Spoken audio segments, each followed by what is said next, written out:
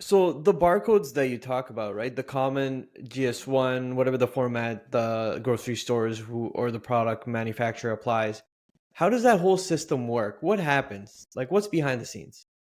Yeah, so we'll focus on the UPC one because that's the most popular one that we see in the store and for the things that we buy. So when you're scanning the barcode with a laser, those strips of black and white will reflect the light back to that scanner differently. So black naturally will absorb the light, so nothing will get Right. reflected, and then white will reflect the light more, and that gets reflected and gets read into the scanner. Now the scanner actually obviously detects that and then helps it read the barcodes into a set of ones and zeros.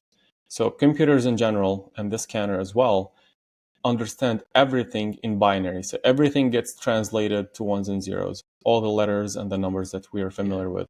So that barcode gets translated into 95 ones and zeros. Those are then broken down into 15 sections. Three of those sections are used as guardrails, if you will. There's a left and a right and a center. And that help give a structure to the barcode when the scanner scans it to tell it when the barcode ends and when it starts, and then what is the central divider that is then used for other purposes. Right.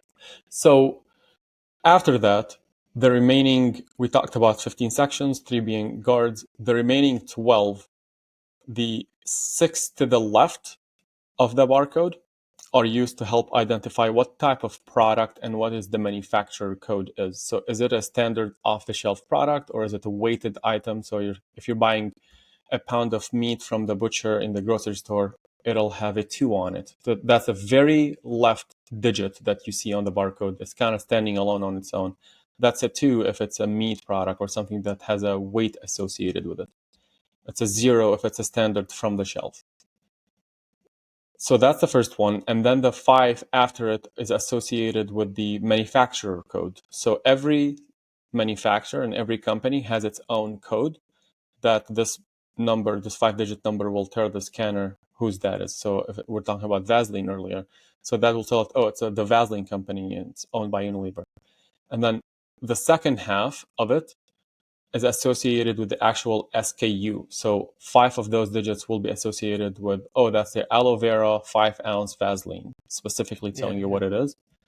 And then the last one is associated with, it's called like it's a check. It's a check character. So it ensures that it read everything else correctly, and it does some mathematical calculation inside that scanner to verify that the number it yields is equal to that check number. And if they do equal, then it read the barcode correctly and it knows that everything is good.